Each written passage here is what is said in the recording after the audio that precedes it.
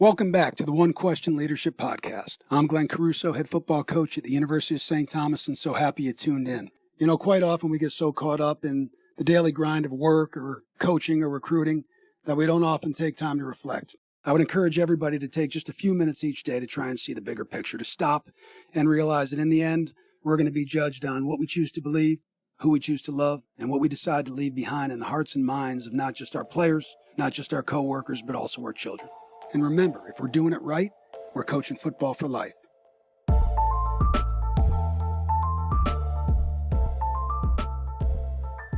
Greetings, this is Ty Brown, and welcome to the One Question Leadership Podcast, where we highlight executive and organizational leadership. Be sure to follow us on Twitter and Instagram at 1Q Leadership. Our guest today is Leanne Ulmer. Coach Ulmer is the head volleyball coach at Carthage College. Greetings, Coach. Thanks for joining us. Hi, it's great to be here. Thanks for having me. Now, Coach, you've been the head coach there almost 25 years, around 23, I believe, at Carthage. You have over 600 wins, which is a significant accomplishment. You've been coaching for roughly 25 years, and your son is the head volleyball coach at Oregon. So all those things are excellent. He is. Yeah, I've been very blessed to have a long coaching career. I started in high school, coming right out of college, coaching different sports, and then kind of settled. I did softball, basketball, settled into volleyball. I was fortunate enough to play on a national championship volleyball team at UC Riverside with the great longtime coach Sue Gazansky there. So she was a good mentor for me. And I settled into volleyball. And then I was at a big high school where Matt and my daughter Devin went to school. And I got the call that Carthage was looking for a coach. Hadn't really thought about that, but decided to make that move and never look back. It's been a great move for me. Yeah, excellent. Why did you settle on volleyball back in when you came? I like the season, with the kids being, I like the sport a lot. It was a sport that I kind of came into late. I always was more of a basketball player and a softball player, but played tennis in high school. So volleyball came along late. We had a lot of success at Riverside. I like the season. I like being in the fall. I enjoyed the fast pace of the game. I liked having the gym time to ourselves, some selfish reasons. And then when the kids were little, I did it for a while, then I stopped. And when the kids got older, I got back into it. So I just felt like I had a pretty good grasp on that sport. It was a fun sport to coach, and I just enjoyed it. Yeah. So 25 years or 23 years to be specific at Carthage College is a long time at an institution. You do see that more in certain sports. You see it a lot in Division III. You talk about Division III, Division II. Correct. Yeah.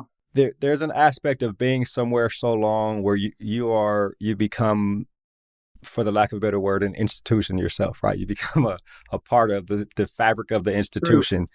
True. And when you talk about changes, whether it be president, athletic director, whether it be other head coaches, assistant coaches, and those types of things, you talk about having someone there that they can lean on to focus on leadership, or even pick the brain of, pick your brain on, dealing with players or dealing with situations either at the school or in their specific program. I wonder, have people come to you over the years in terms of a mentor role? I had the good fortune. Dr. Bob Bond was our AD for a long time, most of my career so far. And he retired a while back and unfortunately has passed away. But so I was lucky to work with Bob for, 18 or 19 years of my time there. And I was also the senior women administrator. So I got to coach and be on the administrative side, which was really cool for me, to kind of see both sides of that. So, I learned a lot from him. And then, I think now that we're on our third AD since he left. Wow.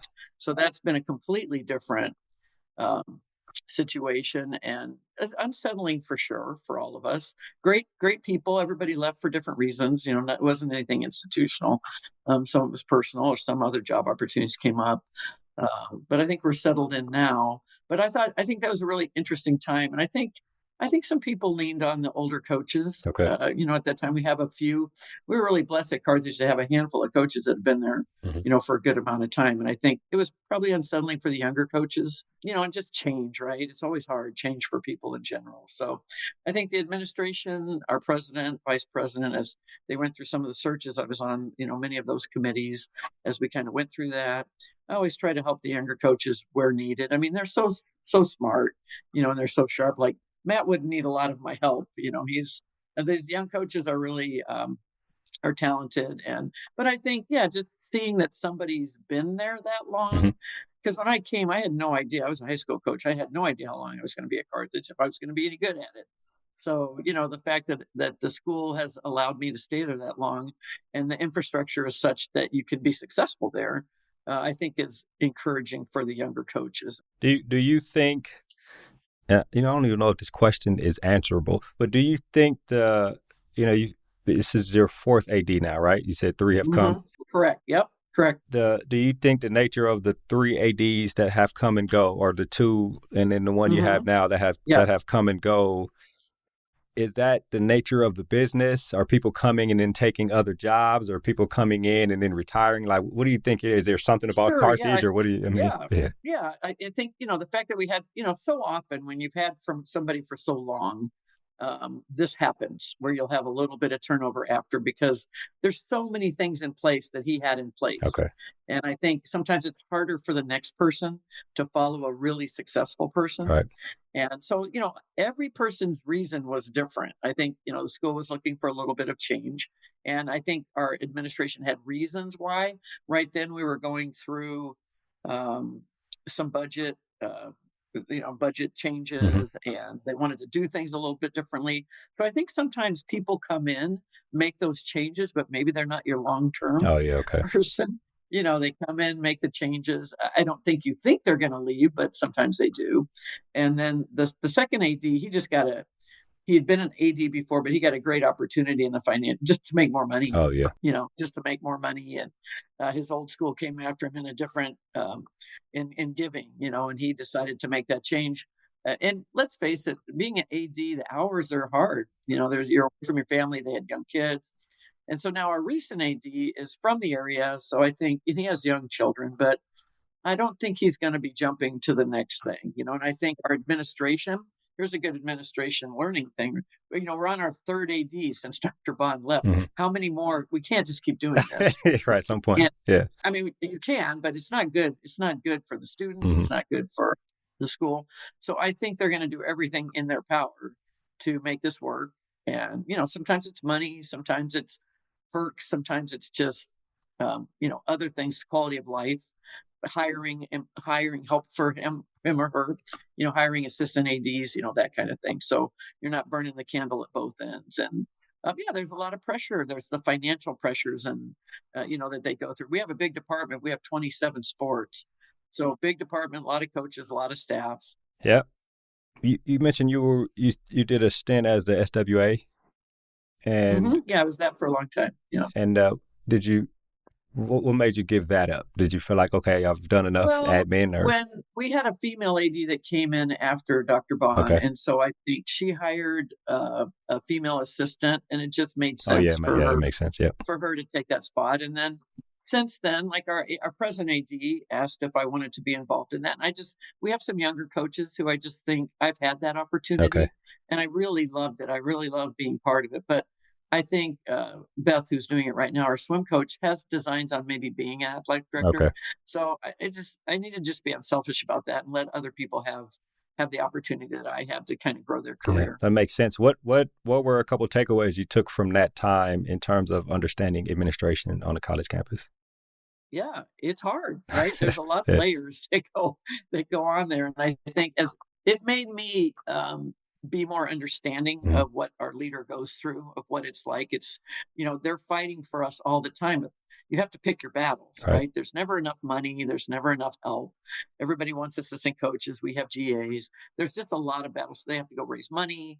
You have to make sure the student athletes are, you do hiring. And what I take away most, I guess, from the whole thing, if you hire the right people, your job's a lot easier. So if you don't, then there's a lot of upset all the time. So I think that was the number one thing. You try to hire people. You don't always know how long people are going to last, but I think if you have a good infrastructure around them and you support them, they'll stay. If money's the issue, Division III is probably not going to keep you. We don't make the kind of money that they do at Division I, but most people don't come to Division III just for the money. So we have a lot of male coaches whose wives work, and sometimes that helps keep them here. It's just not for the money.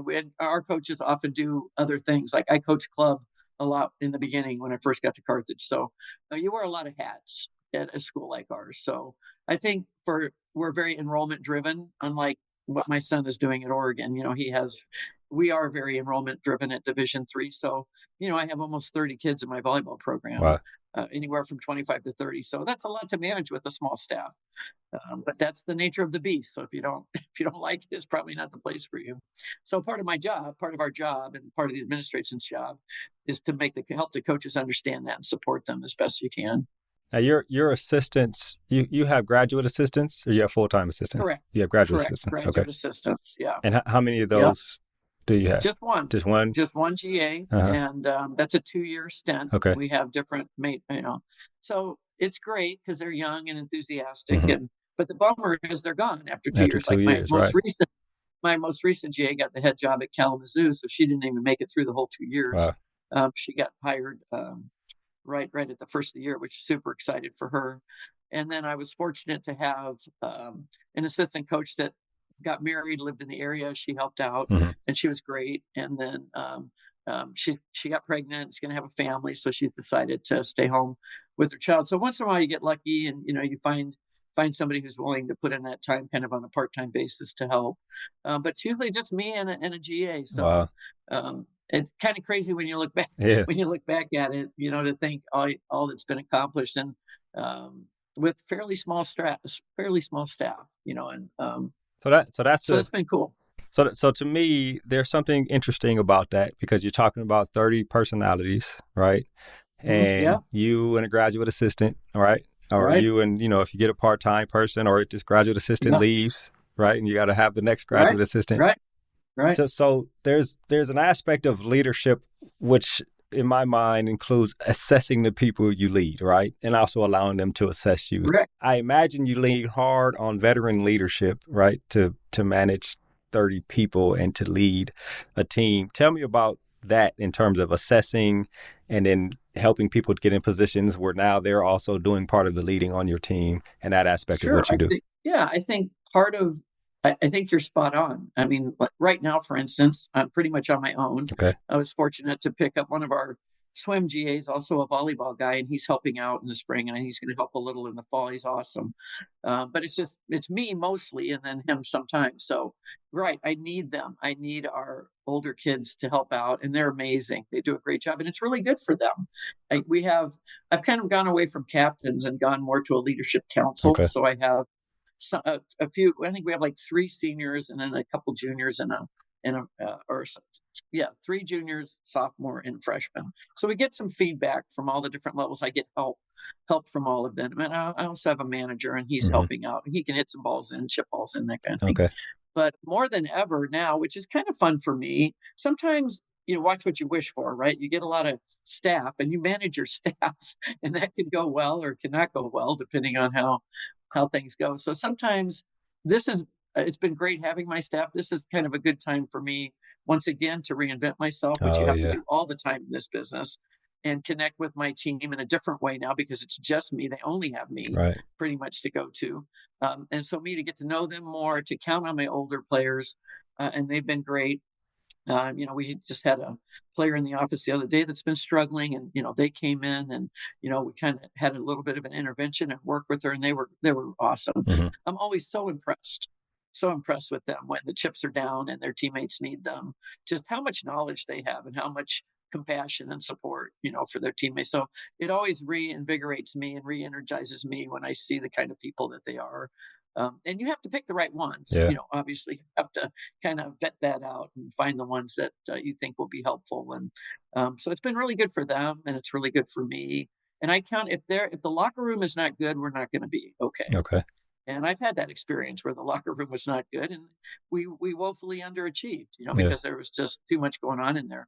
So you do count on those kids, because I'm not in there. You do count on those players to control that and to tamp down and talk to me if things are not going well. If there's something we need to address. Tell me about, if that doesn't happen, then we're in trouble. Tell me about one of those years, right, where the locker room wasn't exactly where it needed to be, and that was rough.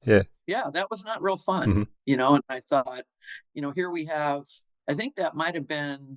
It was right after the COVID year, so it would have been 21, and we had gone to the Final Four in 2019. 2020 looked really promising that season in the fall, and we didn't get that. Obviously, or whatever, 21, I guess it was, after COVID hit, but we got to play a little bit, and that year was fine. And then the next year, so now pretty much there was some stuff that went on that made me decide, so it was rough. So we had that year, and, I had players who, we made it to the conference championship in the tournament, and I had players that didn't want to play. They didn't tell me that, but that was going on behind the scenes. So we had a lot of things going on that year where I had a lot of conversations. We had a lot of talks, a lot of team talk, trying to figure out what's happening, what's going on, why I have a JV court, and they're having a great time over there. They're having a fun time. We're over here just kind of miserable because we're just not, our chemistry is not good. The balance, sometimes that happens, right? You think we have the talent, and part of it was the older girls at that point just weren't great leaders. It's not their fault. Okay. It's just, they just weren't, and so we weren't able to do what I had talked about before. So the locker room was very negative. And so when you have that happening, that's not good. Could you see, if you don't mind me asking, yeah, the women who became the seniors and weren't great leaders, well, the 2 or 3 years into COVID probably affected everybody in the history of the universe. Everybody, but sure. But I wonder, could you see that coming 3 years before, right? A little, yeah, I think it's kind of hard. Yeah. It's kind of hard to know that because you don't know who else is coming in. Sometimes the younger kids can be great leaders, juniors, that class. But I just mean, as they were freshmen and sophomore and juniors, could you see that this person isn't developing as? There's definitely years where you're thinking, man, I'm going to miss those other kids because they really, even if they didn't play all the time, that they could hold it together. Yeah. That they kept, and then sometimes, like I said, it's not anybody's fault. Sometimes kids, that's just not their role. Yeah, they just don't develop into that. It's just not the role they want to play. Yeah. So then coaches have to step in more, to do that and try to kind of help people through that. So, but the one place we can't be is in the locker room. Right. And if they're not communicating a lot of that to me, and I think by the time they told me some of the things that were going on, some water was under the bridge, and at that point. And we held it together and obviously still had a winning season and we got there. But at the end of that season, I made the decision to move away from some kids for the future. Wow. And it was really hard. It's really hard to tell some kids that you think they shouldn't return. Wow. And it's not about what they're doing on the court, but it's just not been good for our team. And as a coach, you take a lot of heat for that, and I might not have done it the best way. I don't know that you're ever totally prepared for all that. And maybe you don't have all your ducks in a row, but looking back, it was the right thing to do. But in the moment, it was brutal and it was hard. And it's hard for me to see my players feeling like they don't want to play the game because it's not fun anymore because they spend all the time with their teammates. Those are the people that mean the most to them. The coaches are fine, but it's their players that they're playing with. And if they're feeling under attack or if they're feeling not supported there, then they just want to move on. So, sometimes you just have to look really hard at what you're doing and make some changes that are really hard to do.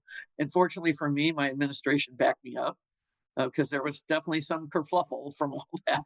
There were some feathers flying. And I never feel good about that because I always err on the side of the kids. Yeah. I always want to give them a chance, even when they make mistakes, to come back. I think we're doing a better job now with the Leadership Council of cutting things off before they get too far. And sometimes you have to make decisions even sooner, with some kids about if it's not working well if they're not working well within the team. And if you can't save everybody, right? You can't salvage everything. That you need to make the best decision for the whole group. Is that something that has happened? 23 years at Carthage, and has that happened? Not often, but has it happened multiple times? I guess where you had to make a decision about some kids. Often. Yeah, it has, which has been great. Yeah. That's one reason. Because those are the years you're like, man, right. Is this what I should be doing? Am I doing the right thing? And that was rough, but I think you grow, if you don't wither up and die, you grow from those things. You own your part of it. Where can you get better? The thing that I love about this job that always also makes it very difficult is we're dealing with people. These are people. They're not widgets. They're not, nuts and bolts. These are people. And nothing stays the same ever There's always something new going on. And so I think that's what makes it really exciting in those relationships, and helping the kids lead and teaching them how to handle disappointment. Each generation, as they get more and more opportunities for women, this has been amazing. Look at the time we're in for women's sports. Right. All these girls are getting a chance to play all the time. So then they just expect to play all the time. Well, that doesn't always work out for you. You might be on the bench. And for some people and their parents, it's really difficult. And so those are usually where the problems come from, is Okay. lack of playing time, or, and you have a bigger roster. That's also a challenge. So at Matt's level, at the Division I level, they'll just transfer, Yeah. if that's not working out. But our level, that you don't see a ton of that. My brain is a little stimulated on this. I'll ask one more question along that line. Sure. Is there a long runway in assessing where the problem is in that, like recent years after the pandemic? Yeah. Is there a, you think first, as a good leader first, okay, am I the problem first? Right. Mm-hmm. And then you right. and you start thinking, okay, is something we're doing? Are we coaching it or letting it happen? Okay, now let's look at the players. Is there something happening with, tell me about the assessment that, the process of assessing where the actual problem is. And then how long does it take for you to decide, okay, this person, we're going to have to make a change? Because that seems like I think you're right. You have to always look at yourself first. Right. What am I allowing? If it's, if something's happening in my gym, I'm allowing Right. it, right? That always is part of it. And then beyond that, if it becomes a playing issue, and then they're being mean because they're not playing, they're not talking to teammates properly. They're not, the chatter that's going on, the body language on the bench, all that kind of internal stuff, the making their other teammates feel bad because they are playing and they're not, and all that kind of stuff. So you're trying to. So I had a meeting halfway through that season, kind of calling that out, because one of my players was just a mess. Yeah. She was a mess because she was feeling attacked by some of her teammates. So, at first they didn't want to own up to it, but eventually they did. Mm-hmm. And so I kept them on the team, and we moved forward. Well, I don't think it got a ton better. I think it got better for a little bit, but ultimately the habits were that there. die was cast. Yep. Yeah. And unfortunately, and everybody's raised different. Like, some people can talk crap and talk behind people's backs, and that's just how they think you're supposed to operate. Other people are very sensitive, and that's just not going to fly. So that's kind of what got that whole ball rolling like that. And eventually there's no other way to fix it but to kind of cut it out. That was my final decision to make, as difficult as that was. And so moving forward since then, we haven't dealt with the same issue, so. And, hopefully, I know it was really hard for the players involved. I have talked to, one of them since, and she's doing well. And I think sometimes when they look back, if you're honest with yourself and own your part in, not being you need to be a good teammate. Ultimately, if I don't have kids that are great teammates, then what are we doing? If you're not playing, you're not being a great teammate, or even if you are coming off the bench, and then it's, sometimes I hang on too long to those kids, especially if they're playing. You might hang, and then you find out they're not a great teammate. This is not good for our chemistry. This is not good moving forward. So sometimes you have to make those moves, and they're really hard in a program. So, so you learn from all that. And, I never want to let the kids down. But the thing I always remember is I have to be for the whole, for the group, the whole team, not just for not for one particular person. And I will take a lot. I will take a lot on myself. I will just really, really suck it all. I'll let them come at me for a long time before I, have to let something go. So I give them a long runway. Yeah, I imagine the hanging on too long, giving them a long runway. It's to the coach's heart, right? You want to make sure you brought the kid in. You want to make sure, right? You want them to leave. You want this to work. Yeah. You want to try to help them through these. How to be a good teammate, how to be a good coworker. Ultimately, they're going to leave us and they're going to go into the workplace, and that's not going to fly there. They're not going to last very long. Right. So, you want to try to help them with all those life lessons, that you get, and for the other girls too, that you have to. Conflict resolution is a really, really hard thing. Yeah. For my generation, for this generation, to be face to face with somebody and to be able to not attack them, but to tell them what you're feeling and tell them, how that's impacting you, and to try to come to some kind of resolution is really, really hard. Most people would rather just tell somebody else or just run from it. And ultimately with the kids, though, it'll show up in some kind of a mental or physical issue for them. That if you feel like you're being bullied, or if you feel like, those kind of things are going on. So yes, as a coach, you want to try to help the one who's feeling that and the one who's doing that, and try to move things forward. So it's not so different from administration. If you hire right, if you get the right kids, if you work through these things, then things are going to go better. So I guess in an ideal world, 23 years, you would have had 12 graduate assistants, right, over those years, 2 years, ideally, in a perfect world. Sure. But I imagine you had a few over the years, and I wonder, are any of them have any former players gone on become a graduate assistant with you and then gone on to coach, or are they always people? We had for a while that almost all my GAs were former players. Yeah. And yes, I've had some go on and coach, which has been great. Mm-hmm. A lot of them coach club. A lot of them still play, which I love. I love the fact that a lot of my players still play in adult leagues. I see pictures of them all together. That does my heart good to know that they still love volleyball. They're still out there, rallying up their old teammates, and from different years, and they're playing together. So and I think I've had some GAs that coaching wasn't their passion, but they wanted to get a master's degree, and I liked them as they were going to help in this space.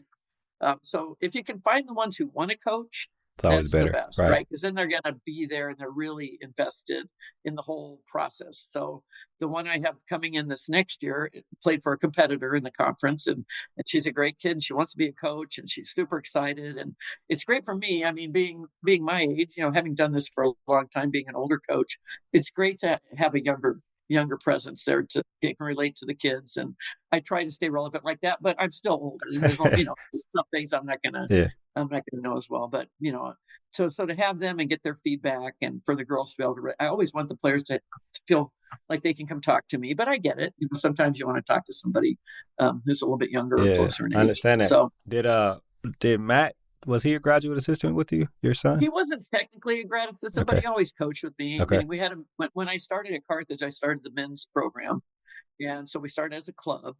And then when Matt came in, I did not coach Matt. I don't think I coached Matt. I moved on. My assistant at the time, who was helping me with the club, he took over as the varsity coach there, and so Matt played for him. But Matt was always helping. Mm-hmm. He's always on the sideline, and he was the manager of for the high school teams, and he helped with the college team. So he wasn't formally a GA, but he was always there, and he was great. So his coaching passion started young. It started when I was at the high school. You could tell. And he was just a little guy. Now he's a big guy. He was just a little guy in high school, so he had a little bit of that little man syndrome going on. He mentioned that. He mentioned that he went to college and he wanted to be an agent, and sat down in, I don't know if it was a law class, and in the first 5 minutes got up and went to the college advisor like, I'm trying to coach. I don't know what all this other stuff is. So he was going to go, out to UCLA and do all kinds of things. Mm-hmm. And he ended up at Carthage. Mm-hmm. And so I think he pretty quickly figured out that coaching really was his passion. And there's no question he's right where he's supposed to be.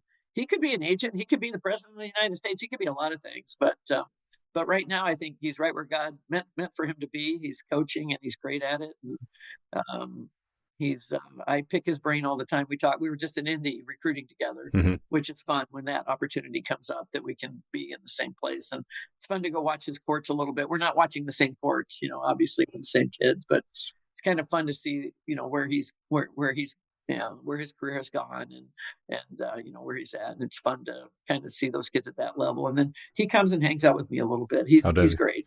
Yeah. One thing he mentioned, I said, hey, so do you, your mom is a veteran coach, long time in the game. Do you pick her brain for wisdom in terms of being a head coach? He said maybe early on, but now we kind of just pick each other's brain and trade ideas and stuff like that. Yeah, 100%. Yeah. I think when he first, Matt's a smart guy. He's had some great mentors. Brian Gimolaro at Long Beach State, Hall of Fame coach, and when he got to Oregon, that was he became an interim head coach, and that was a very interesting time. So I remember lots of conversations with him there of getting through that type of a situation. But the players loved him and always wanted him to be their coach. And I think so that part was smooth. But I think, dealing with administrations and dealing with some of the stuff that comes down the pike at you that you can only experience when you experience, like some of the stuff I was talking about. before those difficult situations that come up. But Matt is a very ethical guy. He's one of the best, and everybody knows that about him. And if he has rules and he has the way things are supposed to be, that's how they're going to be. And he sticks to his guns, even if it means a loss for his team. Yeah. He will stick by what's important, and I think people appreciate that. Yeah, it's got to be exciting to have your son in the game. And oh, it is. I get more nervous for him, I think. And see me, I'm always the crazy one on the sidelines. That's hilarious. My daughter and our family's there, and it's a lot of fun. I'll ask a couple questions and then we'll wrap. Relationships with coaches is important, when you're a head coach on a campus. And recently Carthage hired a new football coach, and football is so critical, really depending on how the school is set up. But you 5 to 6 times a year, there's so many people in the stands, and nothing else on campus brings that many people at one time, right? And you think about how important that is. So I wonder about your relationship with the football coach and just the relationship with football and with other sports in general that you have. Yeah. I was on the search committee for Coach Pop, and he's a younger coach. Love him. I think he's going to do a great job for us. So it was fun to be part of that. Fun to be in that realm, talk football a little bit. I love sports. I love all sports. I watch football. I don't know always all the jargon and all the details, but I'm a pretty good sports fan. And he has a great passion and a great wisdom for the sport. He's been mentored well. He's coached. He was just, his energy is infectious. I see him recruiting. I see the nice part I love about him is a lot of times coaches, especially maybe on the football side, they're in a different part of our building where their offices are. So you have to make an effort to kind of interact with the other side of our building. And so it's really cool that he's around a lot. I talk to him a lot, just checking in with him. How's it going? We had there was a recruit the other day that happens to be a cousin of mine. And, I'd say, hey, I know them, and how'd it go? And, get some feedback. So it's been great to see. He's very personable. He's out a lot. I think a little bit different personality than the previous coach. Mm-hmm. And at Carthage, we've not been great at football. When I first got there, we made, I think, maybe the Elite Eight, but it's been, 500. We're middle of the pack kind of thing. So hoping that we can get a more positive turn on this. I know they're working really hard. You see how hard those guys work for the number. We have, 150 football players at a school like Carthage. It's a huge amount of students. So he has, he's been hiring staff, watching him go through that process, and certainly not easy. A lot of people, he thought you were going to get them, then something else came up. So you kind of watch a whole staff come together. Takes a lot of resources, takes a lot of energy. So I'm hoping this is a great hire. I know he's going to do his very best, to turn our program around and get it going in the right direction. And I always make it a point to kind of know how I love sports. So I watch our basketball games. I watch, I check in with the baseball and softball coaches. A lot of the track coaches, I'm really impressed with a lot of the stuff they do. So I try to just be friendly, check in. Hey, great win. Nice job. We have lacrosse. I love all that stuff. I love being part of all that. That's the best part of the job to me. If we had to work from home, it would be a bummer, because I love going to work. I love going to work. And I think, unlike Matt, maybe more even in division, because I ask him, how much do you see Coach Lanning? How much do you see the basketball coaches? And obviously he sees the basketball coaches quite a bit. Like, he knew the kid. He knows all those kids because they're in the gym. They're in his girls know a lot of those players. So he loves that part of it too. And I think Matt and I are very similar on that part, that we just love the whole atmosphere, being part of the whole thing. We're all sports fans in general. So, Matt's like the mayor. You want to be in on. I like being in on all of it. I like checking in on the coaches, and even if they're having a tough time, just, hey, how you doing? You're doing a great job. You're doing the right things. It's gonna get better. And that kind of thing. So with some of the younger ones, as you're kind of fighting through a slump or taking over a program that you need to turn around. So I've been there. We weren't good when I got to Carthage. So I've been there. I know about, turning programs around, and, we're all about wins and losses. That's always important for us as coaches, but it's more about the players, the kids, their experience, and, how all that goes. Yeah. I imagine that makes being an avid sports fan makes being a coach fun, because you can go support all the other coaches and players in other sports. And I'm a golfer. I love to golf. And so, go out and play golf with some of the coaches and be part of that or golf outing. And yeah, so I think, it's the thing, you want all the ships to rise. If our football program gets better, our basketball teams do well, baseball, track, the more kids, we have a great men's volleyball program. Right. As all the ships rise, it's just better for Carthage. It's better for our program. I think everybody can win at Carthage. You just have to work hard. You have to work hard, get the right kids. It's always about recruiting. It's always about in the recruiting. end, right? Yeah. So Which in is the excellent. end so every coach that you interview, that better be a big part of what they do. Of what they're Yeah, 100%. Yeah, and it's challenging here because we don't give any scholarships. They're going to pay, $20,000 to come to Carthage, which is crazy. Which is fun. Well, Coach, this has been an excellent conversation. I really appreciate you joining us here on the One Question Leadership Podcast. Well, I appreciate you having me. It was a lot of fun. Yes, ma'am. That was Coach Leanne Ulmer. She is the head volleyball coach at Carthage College. And of course, I am Ty Brown with One Question. And keep in mind, the role of a leader is to create and maintain an environment that people want to be a part of. And as always, be better tomorrow than you are today.